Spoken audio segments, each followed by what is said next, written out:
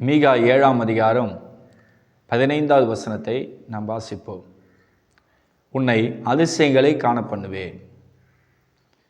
ஆண்டவருக்கு மகிமை உண்டாகட்டும்.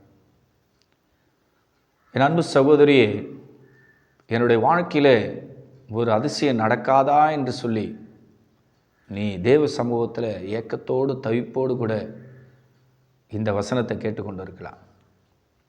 என் அன்பு சகோதரியே, உன்னுடைய பிஸ்னஸில் உன் கையின் பிரயாசங்களில் ஏதாவது ஒரு ஆசீர்வாதம், ஒரு அதிசயமான காரியம் நடக்காதான்னு சொல்லி நீயும் இந்த வார்த்தையை என் அன்பு சகோதரியை கேட்டுக்கொண்டு இருக்கலாம்.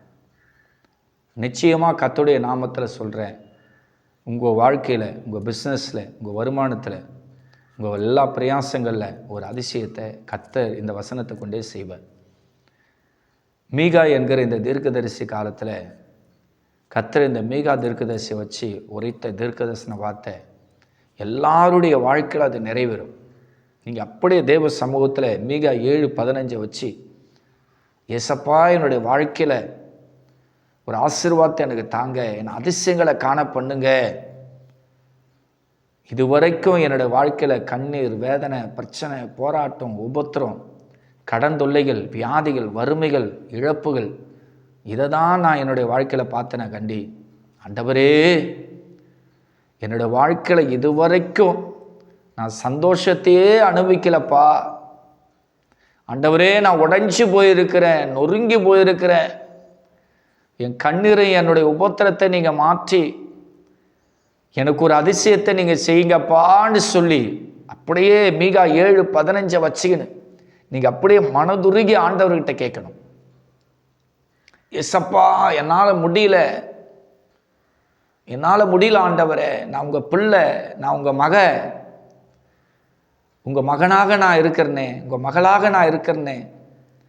ஏன் ஆண்டவர் என்னுடைய வாழ்க்கையில் அதிசயம் நடக்க மாட்டேன்து? நான் பிறந்து வளர்ந்து புத்தி தெரிந்த அந்த நாள்லேருந்து இந்த நாள் வரைக்கும் வெறும் கண்ணீர் தான்ப்பா, பாடுதான் ஆண்டவரே, உபத்திரம்தான், கஷ்டத்துக்கு மேலே கஷ்டத்தை தான் நான் அனுபவிக்கிறேனா கண்டி. இதுவரைக்கும் ஆண்டவரே ஒரு அதிசயத்தை கூட என் கண்ணில் நான் பார்க்கலையே. இந்த மீகா 7:15 இருக்கிற அந்த ஆசீர்வாதத்தை எனக்கு தாங்கன்னு சொல்லி அப்படியே மனதுருகி ஆண்டவர்கிட்ட நீங்கள் கேளுங்க.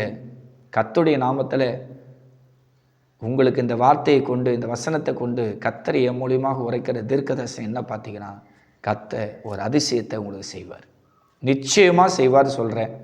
உங்கள் வாழ்க்கை ரொம்ப சந்தோஷமாக இருக்கும். என்னோட அன்பின் வாழ்த்துக்கள். God plus.